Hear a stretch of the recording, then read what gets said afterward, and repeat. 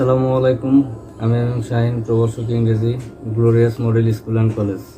আজ তোমাদের দেখাবো কিভাবে সবচেয়ে সহজ নিয়মে টেন্স এবং টেন্সের গঠনগুলো মনে রাখা যায়। আমরা জানি টেন্সকে ইংরেজির সোল বা আত্মা বলা হয়, তাই ইংরেজিতে টেন্সের গুরুত্ব অপরিসীম। আজ তোমাদের কিছু প্রচলিত স্ট্রাকচারের বাইরে কিছু স্ট্রাকচার নিয়ে আলোচনা করে দেখাবো, যেগুলো আমরা প্রতিনিয়ত ব্যবহার করে থাকি কিন্তু জানি না কোনটা কোন টেন্স। আজ থেকে সেগুলো তোমাদের আয়ত্তে থাকবে। ভিডিও শেষের দিকে কিছু ভিন্ন মাত্রার এক্সারসাইজ যুক্ত করেছি, যেখানে নিজেই নিজেকে পরীক্ষা করে দেখতে পারবে আলোচনা থেকে কতটুকু বুঝতে এবং জানতে পেরেছ। তাহলে চলো স্ক্রিনে দেখি। টেন্স বা বাংলায় ক্রিয়ার কাল। আমরা একটা কাজ করেছিলাম, কাজ করি বা কাজ ভবিষ্যতে করব, এরকম নির্দিষ্ট কাজের যে সময়গুলো, এই সময়গুলোই হচ্ছে টেন্স। এই টেন্সের ব্যাপক ব্যবহার বা টেন্স ভালো করে না জানলে অনেক সমস্যায় পড়তে হয় ইংরেজিতে। তাহলে আসো আমরা একটু টেন্সের নিয়মগুলো একটু একটু করে দেখি।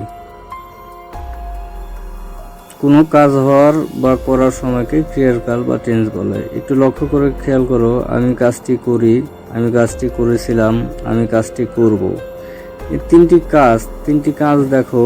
আমি কাজটি করি, এটা নিয়মিত একটা কাজ বোঝায়। আমি কাজটি করেছিলাম, হয়তো অতীতে, গতকাল কিংবা অন্য সময় অতীতে কাজটি করেছিলাম। আমি কাজটি করব, এই কাজটি এখনো করি নাই, ভবিষ্যতে করব। এই যে তিনটা কাজের যে সময় উল্লেখ আছে, এটা হচ্ছে তিনটা টেন্স, প্রেজেন্ট, পাস্ট, ফিউচার। তাহলে এটাকে আমরা যদি ইংরেজি করি, I do the work, I did the work, I shall do the work. Tense প্রধানত তিন প্রকার: present tense, past tense, future tense. Present tense, past tense, future tense. এটা প্রধানত, সাধারণত কিন্তু অন্য ভাগে বিভক্ত আছে। এটা প্রধানত হচ্ছে তিন প্রকার।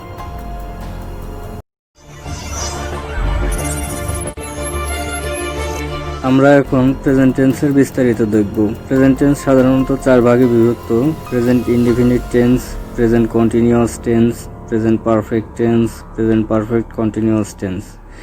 কন্টিনিউয়াস এবং পারফেক্ট বানানটা ভালো করে লক্ষ্য করবে। কন্টিনিউয়াস বানানটা বেশিরভাগ ক্ষেত্রেই স্টুডেন্টরা ভুল করে থাকে। প্রেজেন্ট ইনডিফিনিট টেন্সের ডেফিনেশন এবং স্ট্রাকচার। যে টেন্স দ্বারা বর্তমানে কোনো কাজ হয়, করি, করে, করেন বোঝায়, তখন তাকে প্রেজেন্ট ইনডিফিনিট টেন্স বলে। এটার structure: subject, present form of verb plus extension. They publish books.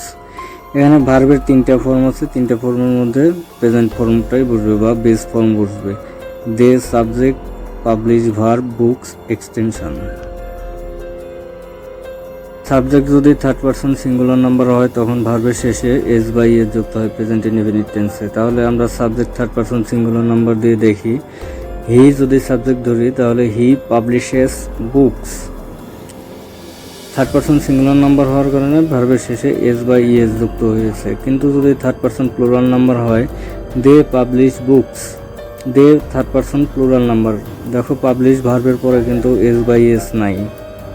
আমরা একটু পার্সন এক নজর দেখি নেই। পার্সন তিন প্রকার: first person, second person, third person. First person I, we. Second person only to you. Third person he, she, it, everybody, they, people. এসব হচ্ছে থার্ড পার্সন। ফার্স্ট পার্সন হলো যে কথা বলে বা বক্তা। এখন আমি কথা বলছি, আমি হচ্ছি ফার্স্ট পার্সন। সেকেন্ড পার্সন যে বক্তার কথা শুনে বা শ্রোতা।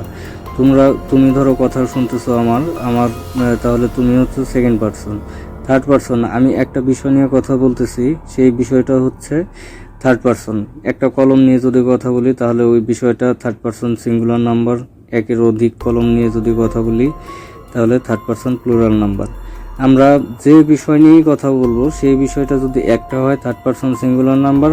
সেই বিষয়টা একটার অধিক হলে থার্ড পারসন প্লুরাল নাম্বার। তাহলে আমি এখন কথা বলতেছি, আমি ফার্স্ট পারসন, তুমি আমার কথা শুনতেছো, তুমি সেকেন্ড পারসন। আমি যে বিষয় নিয়ে বক্তব্য রাখছি, সেই বিষয়টা হচ্ছে থার্ড পারসন। তাহলে একটু লক্ষ্য করো, আমি ফুল পছন্দ করি, আই লাইক ফ্লাওয়ার। তানিয়া ফুল পছন্দ করে, তানিয়া লাইকস ফ্লাওয়ার। তারা ফুল পছন্দ করে, দে লাইক ফ্লাওয়ার। এখানে শুধুমাত্র তানিয়ার নামের পরে দেখো ভার্বের শেষে এস বাই এস যুক্ত হয়েছে, কারণ তানিয়া নামটি third person singular number. I first person, they হচ্ছে থার্ড পারসন প্লুরাল নাম্বার। অভ্যাসগত বর্তমান ও প্রেজেন্ট ইনডিফিনিটের সময় বর্ণনা করে। যেমন অভ্যাসগত বর্তমান বলতে আমি নিয়মিত একটি কাজ করি, যেমন সকালে উঠে আমার চা না খেলেই হয় না বা অভ্যাসে পরিণত হয়েছে, এটা প্রেজেন্ট ইনডিফিনিট টেন্স হবে। তাহলে এক্সাম্পল দেখি, I read the holy Quran regularly, mother cooks rice thrice day. সে এই কাজগুলো নিয়মিতই করে। চিরন্তন সত্য, চিরন্তন সত্য বলতে বুঝি যে কাজগুলোর উপরে আমাদের মানুষের কোনো হাত নেই, একদম সৃষ্টিকর্তা দ্বারা নির্ধারিত, এগুলোর কোনো হেরফের হয় না বা আমরা কোনো পরিবর্তন করতে পারি না, সেগুলো হচ্ছে চিরন্তন সত্য। যেমন the sun rises in the east, the earth moves round the sun, the moon gives us light. এগুলো সবগুলোই চিরন্তন সত্য, যে সূর্য পূর্ব দিক থেকে উঠে, এটা যেমন সত্য। পৃথিবী সূর্যের চারিদিকে ঘুরে, এটা সত্য। তারপরে চাঁদ আমাদের আলো দেয়, এগুলো সত্য। এগুলো কখনো পরিবর্তন হয় না, এগুলো আমাদের হাতে নিয়ন্ত্রণ নাই, এজন্য এগুলো হচ্ছে সবসময় একই থাকে বা চিরন্তন সত্য। এগুলো প্রেজেন্ট ইনডিফিনিট টেন্স হয়। ঐতিহাসিক সত্য বলতে কোনো বিখ্যাত ঘটনা বা যুদ্ধ হতে পারে, কোনো যে কোনো ঘটনা হতে পারে, সেগুলো হচ্ছে প্রেজেন্ট ইনডিফিনিটিভ লেখা যায়। যেমন Shahjahan builds the Taj, Bangladesh becomes independent in 1971।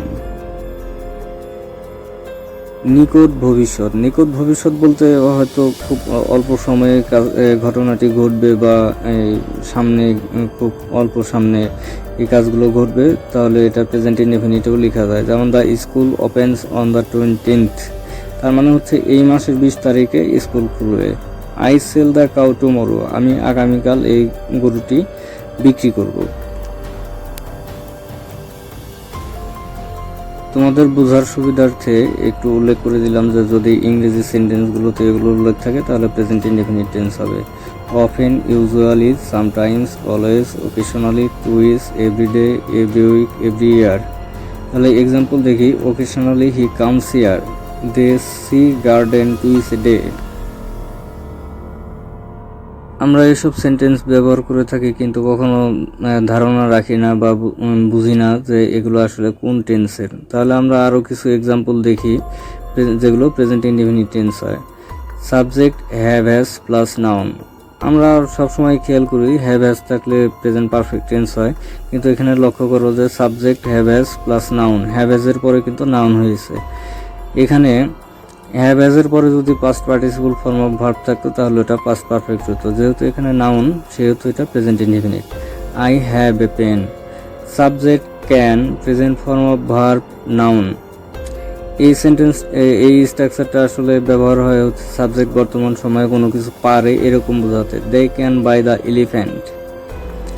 It is noun অথবা অ্যাডজেক্টিভ, এটা আসলে বর্তমান সময়ের আবহাওয়া এবং সময় বোঝাতে ব্যবহৃত হয়। It is very cold here, তারপরে বলতে পারি ইট ইজ 10 o'clock, তাহলে আমাদের সময় বর্ণনা করা বোঝালো।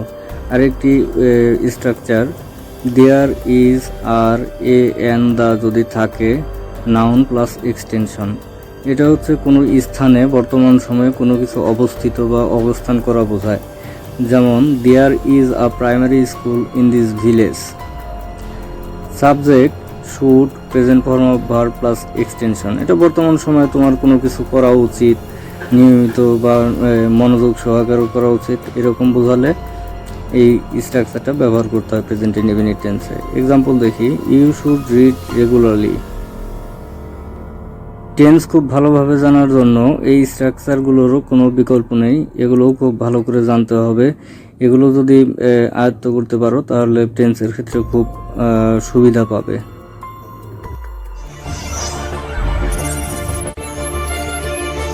প্রেজেন্ট কন্টিনিউয়াস টেন্স, যে টেন্স দ্বারা বর্তমানে কোনো কাজ চলছে বা চলমান আছে বোঝায়, তখন তাকে প্রেজেন্ট ইনডিফিনিট টেন্স বলে। যেমন এখন আমরা ইংরেজি নিয়ে আলোচনা করতেছি, এই বিষয়টা এখন চলমান আছে, তখন এই টেন্সটা হবে present continuous tense. Structure, subject am is are, verb plus ING plus extension. আমরা অনেক সময় বলে থাকি যে ভার্বের আইএনজি ফর্ম, ভার্বের আইএনজি ফর্ম বলতে কোনো ফর্ম নেই, ভার্বের 3টা ফর্ম আছে, প্রেজেন্ট, পাস্ট, পাস্ট পার্টিসিপল। তাহলে আমাদের বলতে হবে ভার্ব প্লাস আইএনজি বা ভার্বের শেষে আইএনজি। আয়ের পরে এম বসবে, উই, ইউ, দে, পিপুলের পরে আর বসবে, এবং থার্ড পারসন সিঙ্গুলার নাম্বার হলে যেমন হি, শি, ইট, এভরিবডি, তামান্না, এগুলোর পরে সবসময় ইজ বসবে। প্রেজেন্ট কন্টিনিউয়াস টেন্সের এক্সাম্পল দেখি। I am watching TV, she is playing the piano, they are gossiping now. এখন প্রশ্ন হচ্ছে, এটা একদম জেনারেল স্ট্রাকচার অনুযায়ী হলো, যদি আমরা এখন প্রশ্ন করি আমি কি টিভি দেখছি, তাহলে এমটাকে শুধুমাত্র সামনে নিয়ে আসতে হবে।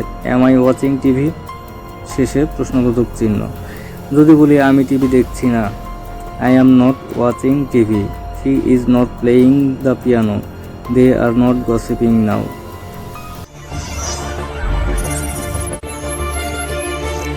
প্রেজেন্ট পারফেক্ট টেন্স, যে টেন্স দ্বারা এইমাত্র কোনো কাজ শেষ হয়েছে কিন্তু তার ফলাফল এখনও বিদ্যমান আছে বোঝায়, তাকে প্রেজেন্ট পারফেক্ট টেন্স বলে।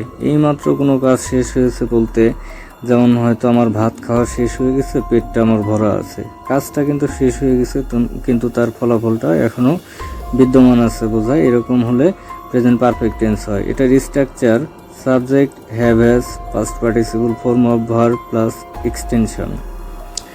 I, we, you, they, people, third person singular number বাদে সবগুলোর পরেই হ্যাভ বসে, আর থার্ড পারসন সিঙ্গুলার নাম্বার হলে হ্যাজ বসে। হি, শি, ইট, এভরিবডি, নাসিব, যে কোনো নাম হলে সেক্ষেত্রে হ্যাজ বসবে। এক্সাম্পল দেখি। It has rained, they have punished the thief, we have finished the work. যদি এগুলোকে আমরা নেগেটিভ করতে চাই, যে প্রেজেন্ট পারফেক্ট টেন্সের নেগেটিভ কিভাবে করব, তাহলে হ্যাভ হ্যাজের পরে শুধু নট বসালেই হবে। It has not rain, they have not punished the thief, we have not finished the work.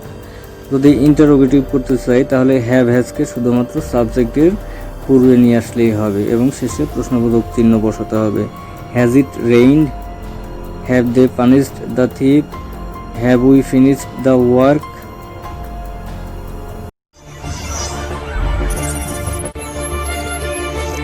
Present perfect continuous tense, যে টেন্স দ্বারা কোনো কাজ পূর্বে শুরু হয়ে এখনও চলমান অবস্থায় আছে বোঝায়, তাকে প্রেজেন্ট পারফেক্ট কন্টিনিউয়াস টেন্স বলে। কোনো কাজ পূর্বে শুরু হওয়া বলতে, যেমন আমরা টেন্সটি নিয়ে আলোচনা করছি, নিশ্চয়ই এখন শুরু করিনি, কিছুক্ষণ পূর্বে শুরু করেছি এবং কাজটি এখনও শেষ হয়নি। যদি এরকম হয় যে পূর্বে কোনো কাজটা শুরু হয়েছে আমাদের মতো এবং এখনও চলমান অবস্থায় আছে, শেষ হয়নি, তখন প্রেজেন্ট পারফেক্ট কন্টিনিউয়াস টেন্স ব্যবহার করা লাগবে।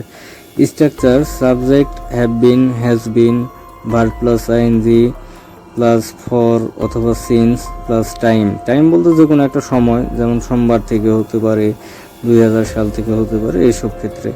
অল্প সময়ের ক্ষেত্রে ফর বসবে, বেশি সময়ের ক্ষেত্রে সিন্স বসবে। এটা সাধারণভাবে বোঝার জন্য আরও অনেকভাবে বোঝানো যায়, কিন্তু ওগুলো জটিল মনে হয়। Example, I have been waiting for you for an hour. He has been suffering from fever since Monday.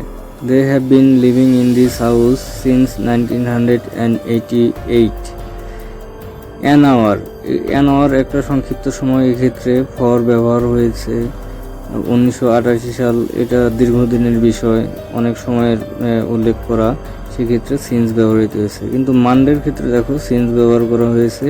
এক্ষেত্রে কিছু ব্যতিক্রম বিষয় থাকে যেগুলোর ক্ষেত্রে ফর এবং সিন্স কোনো ফ্যাক্ট করে না। তাহলে আমরা এগুলোকে নেগেটিভ করতে পারি উই হ্যাভ বিন নট দিয়ে, অথবা we have not been waiting for you for an hour. যদি আমরা এটাকে ইন্টারোগেটিভ করি তাহলে হ্যাভটাকে সামনে নিয়ে আসবো। Have I been waiting for you for an hour? Has he been suffering from fever since Monday? শেষে প্রশ্নবোধক চিহ্ন। পাস্ট টেন্স, অতীতে কোনো কাজ করা বোঝায়। পাস্ট টেন্স সাধারণত 4 প্রকার: past indefinite tense, past continuous tense, past perfect tense, past perfect continuous tense. Past indefinite tense, যে টেন্স দ্বারা অতীতে কোনো কাজ করা হয়েছিল তার ফলাফল এখন আর অবশিষ্ট নেই, তখন তাকে প্রেজেন্ট ইনডিফিনিট টেন্স বলে। তাহলে প্রেজেন্ট ইনডিফিনিট টেন্সের স্ট্রাকচার দেখি। Subject past form of verb plus extension. They reached the station. Examples: I saw the old man. They went to school yesterday. Bitto criticized him. এগুলোকে যদি আমরা negative অথবা interrogative করতে চাই তাহলে ডিড সাহায্যকারী ভার্বের সাহায্য নেওয়া লাগে। আমরা যদি নেগেটিভ করতে চাই তাহলে I did not see the old man. সটা কিন্তু সি হয়েছে বা ডিডের পরে প্রেজেন্ট ফর্ম বসবে ভার্বের। They did not go school yesterday. Bitto did not criticise him. যদি এগুলোকে ইন্টারোগেটিভ করতে চাই তাহলে ডিডটাকে সাবজেক্টের প্রথম নিয়ে আসতে হবে, ভার্বের প্রেজেন্ট ফর্ম বসাতে হবে, শেষে ইন্টারোগেটিভ চিহ্ন বসাতে হবে। তাহলে did I see the old man, did they go school yesterday, did Bitto criticise him. Present indefinite টেন্সের মতো পাস্ট ইনডিফিনিট টেন্সেরও কিছু এক্সট্রা স্ট্রাকচার দেখানোর চেষ্টা করলাম। সেটা হচ্ছে সাবজেক্ট, ওয়াজ, ওয়ার, নাউন অথবা অ্যাডজেক্টিভ। এই স্ট্রাকচারটা ব্যবহৃত হয় সাবজেক্ট কি বা কেমন বোঝাতে, যেমন প্রফেশন হতে পারে, তার ক্যারেক্টার কেমন, এরকম হলে এই স্ট্রাকচারটা ব্যবহার করতে হবে। হি ওয়াজ অ্যান অনেস্ট পারসন। সে কেমন পারসন ছিল? সে খুব সৎ পারসন ছিল। Subject could, present form of verb plus extension. Subject অতীতে কোনো কিছু করতে পারতো বোঝাতে এরকম স্ট্রাকচার ব্যবহৃত হয়। I could communicate with him. আমি অতীতে তার সাথে যোগাযোগ করতে পারতাম। এখন বর্তমানে পারি কি পারি না, ভবিষ্যতে পারি কি পারি না, এটার কোনো উল্লেখ নাই, কিন্তু অতীতে পারতাম। দেয়ার ওয়াজ ওয়ার, নাউন এক্সটেনশন। এটা অতীতে কোনো স্থানে কোনো কিছু অবস্থিত ছিল বোঝাতে। যেমন there were many students in this class. এই শ্রেণীকক্ষে তখন অনেক স্টুডেন্ট ছিল, ছাত্রছাত্রী ছিল। এখন বর্তমানে নাই কি নাই এটার কোনো উল্লেখ নেই। তাহলে এখানে ওয়াজ এবং ওয়ার কোন কোন ক্ষেত্রে বসবে এটা নির্ভর করবে তার পরবর্তী নাউনের ক্ষেত্রে। দেখো ওয়ারের পরে মেনি স্টুডেন্টস আছে, এটা প্লুরাল নাম্বার, এক্ষেত্রে ওয়ার হয়, এবং যদি তার পরবর্তী নাউনটা সিঙ্গুলার হতো তাহলে ওয়াজ হতো। ইট ওয়াজ নাউন অথবা অ্যাডজেক্টিভ। এটা অতীতের সময় এবং অতীতের আবহাওয়া বোঝাতে। ইট ওয়াজ 10 o'clock দেন, তখন 10টা বেজেছিল। Subject had plus noun. সাবজেক্টের অতীতে কোনো কিছু ছিল, এখন হয়তো নাই, এরকম বোঝাতে এই স্ট্রাকচারটা ব্যবহৃত হয়। I had a fantastic box. আমার একটি খুব মজাদার বাক্স ছিল।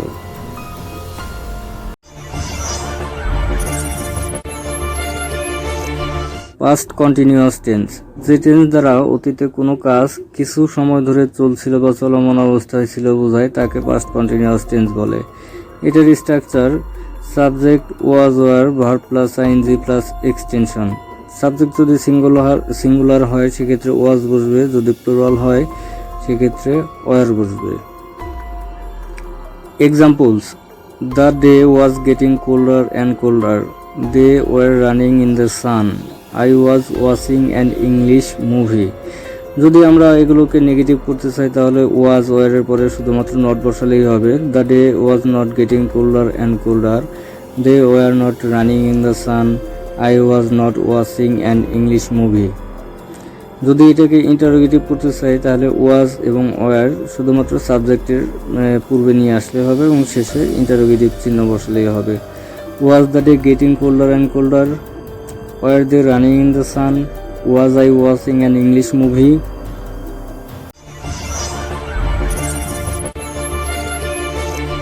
Past perfect tense, অতীতের পরপর দুটি কাজ থাকবে, দুটি কাজের মধ্যে যে কাজটি আগে ঘটবে সেই কাজটি পাস্ট পারফেক্ট টেন্সে হবে এবং যে কাজটি পরে ঘটবে সেটি পাস্ট ইনডিফিনিট টেন্সে হবে। পরপর দুটি কাজ, যেমন আমি ভাত খেয়ে পানি খেয়েছিলাম, কিংবা পানি খেয়ে ভাত খেয়েছিলাম। পানি খাওয়া একটি কাজ, ভাত খাওয়া একটি কাজ। যদি ধরি যে ভাত খেয়ে পানি খেয়েছিলাম তাহলে কোন কাজটা আগে ঘটলো? ভাত খাওয়াটা আগে হয়েছে। তাহলে ভাত খাওয়াটা হবে পাস্ট পারফেক্ট টেন্সে এবং পানি খাওয়াটা হবে পাস্ট ইনডিফিনিট টেন্সে। এটার স্ট্রাকচার দেখি। মূল structure subject had, past participle form of verb plus extension. যদি দুটি কাজেরই উল্লেখ থাকে তাহলে আমরা দুটি স্ট্রাকচার ফলো করব। Structure 1 past perfect before past indefinite. Past perfect টেন্সের মূল স্ট্রাকচার আমরা দেখেছি এবং পাস্ট ইনডিফিনিট টেন্সের স্ট্রাকচারও আমরা জানি। যেমন ধরো I had done it before he did, তাহলে বিফোরের আগে পাস্ট পারফেক্ট এবং বিফোরের পরে past indefinite. Second structure past indefinite after past perfect, তাহলে বিফোরের আগে পাস্ট পারফেক্ট, আফটারের পরে past perfect. He did after I had done it. Examples I had eaten rice before I went to bed. The examination began after I had reached the college. The doctor had died before the patient কেম। সবগুলোর ক্ষেত্রে বিফোরের আগে past perfect, বিফোরের পরে past indefinite, আফটারের পরে past perfect, আফটারের আগে past indefinite.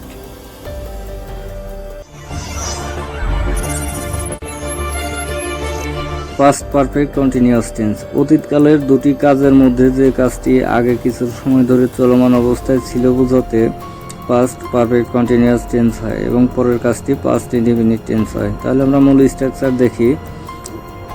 Subject had been, verb plus ING plus extension. শুধুমাত্র একটি কাজ দিয়েও করা যায়। এক্সাম্পলগুলো দেখি। He had been reading a novel for an hour, we had been playing football for 2 hours, they had been learning English for 3 days।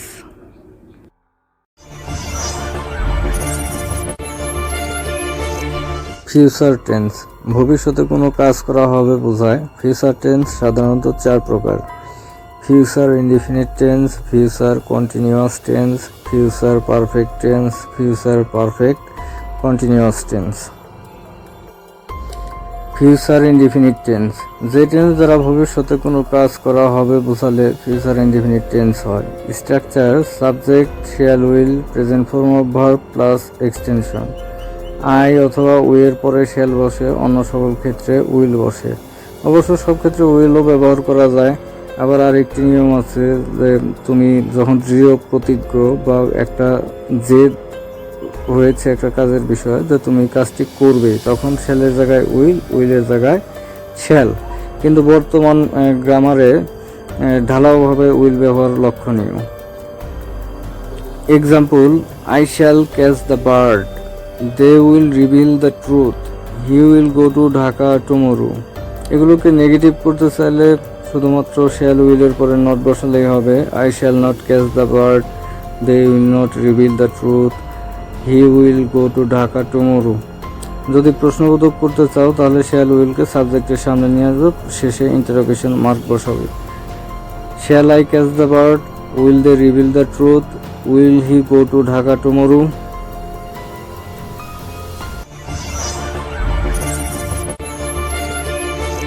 Future continuous tense, যে tense দ্বারা ভবিষ্যতে কোনো কাজ কিছু সময় চলমান অবস্থায় থাকবে বোঝায় তাকে ফিউচার কন্টিনিউয়াস টেন্স বলে।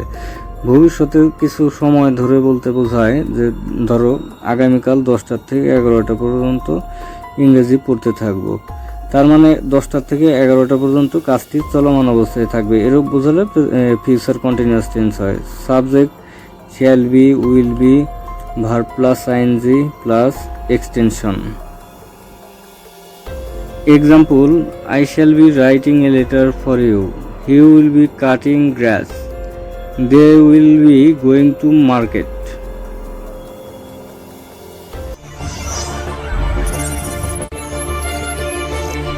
ফিউচার পারফেক্ট টেন্স, ভবিষ্যতে কোনো কাজ কোনো নির্দিষ্ট সময়ের পূর্বে শেষ হয়ে থাকবে বোঝালে ফিউচার পারফেক্ট টেন্স হয়। Structure subject shall have, will have, past participle form of verb plus extension. Examples I shall have finished reading the book by 5 p.m. You will have reached the letter. They will have realized the fact.